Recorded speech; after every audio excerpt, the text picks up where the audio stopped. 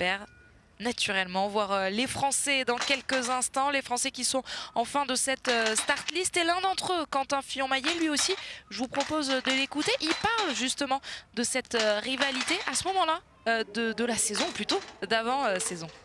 Si j'espère gagner en Coupe du Monde et même aux Jeux Olympiques, ça passera aussi par une victoire là. On est très proche de la saison et j'ai pas envie d'être à seulement 80% de mon beau potentiel. Donc il y aura encore quelques intensités, quelques réglages à faire sur le tir pour être vraiment prêt au départ de la saison et des ajustements faits suite des courses de ce week-end. Mais dans tous les cas, j'ai envie de produire une belle performance dès maintenant et ajuster encore un petit peu pour être encore meilleur pour la Coupe du Monde.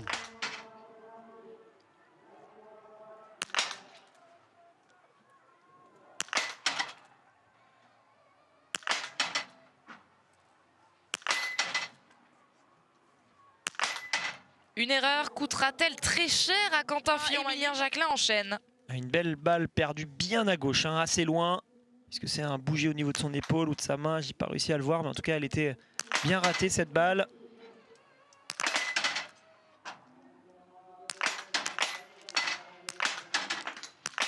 Il fait du bien ce 5 sur 5 pour Émilien Jacquelin. On aura le temps de revenir dessus, Alexis, mais il a souffert. Émilien Jacquelin qui est ressorti en tête, donc vous l'avez vu en tête du premier tir. Émilien Jacquelin, Simon Détieux, lui, il est déjà passé sur son deuxième tir. Il en est sorti quatrième à 25 secondes de Bacon. Aller sur la note pénalité. Sivert Bacon pour prendre la tête avec son dossard 70. Est-ce qu'il va être devant Bogotveit? Oui, il va être devant. C'est lui désormais qui offre le temps de référence. 3 Norvégiens sur le podium. Belle course de Bacon. Là, je ne vois pas trop qui va être capable de le battre. Alors on a qui s'était regroupé après le tir couché, Émilien et Quentin qui arrivent tous les deux ensemble sur le pas de tir pour le tir debout. On ne le voit pas, hein, Quentin, mais il est vraiment juste à côté.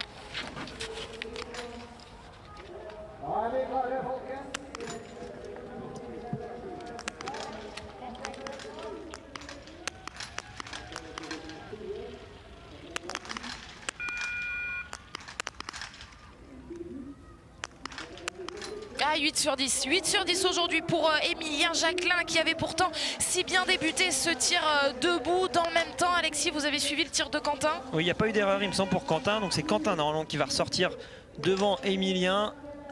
On va voir ce que ça donne tout de suite. Il vient de ressortir, il ressort troisième. Quentin à 14 secondes de retard sur Bacon qui lui a 10 sur 10. De terminer devant Simon Détieux et donc de prendre la 4e place provisoire. Et il va y parvenir avec une dizaine de secondes d'avance, 12 même pour Vetle Christiansen. Seconde d'avance devant Simon Détieux, c'est toujours Bacon qui est en première position sur cette ligne d'arrivée. Fillon-Maillet pour aller chercher le chrono de Vetle Christiansen pour se mettre juste derrière Johannes Dalle. Oui, il y parvient. 4e position provisoire pour Quentin qui est donc désormais le premier français. Voilà, bonne course sur les skis pour Quentin. Il y a eu une erreur, c'est ça qui l'empêche d'être sur le podium, on va dire, pour l'instant. Mais par contre, il a le deuxième temps de ski à 10 secondes de Bogenfight. Il est plus rapide que Johannes Dalle, que Christiansen. Il va venir couper la ligne d'arrivée. Émilien Jacquelin, on n'a pas son chrono, si ça y est, le voici en 6e position devant Simon Détieux, une dizaine de secondes devant Simon Détieux. Émilien Jacquelin avec son 8 sur 10. Et meilleur temps de ski pour Émilien. Allez, là aussi, on va dire que pour la course en soi, c'est pas le résultat peut-être qu'il espérait. Par contre, il a quand même été ultra rapide sur la piste, donc ça c'est très bon. Les Français ont l'air d'être assez en forme. Il met 14 secondes en temps de ski à Quentin, là, qui vient le féliciter. Oui, il va y parvenir, pas de beaucoup, d'un rien de 3 secondes, mais il est bien devant Tariebeu, 3e donc derrière Bacon et Bogotveit.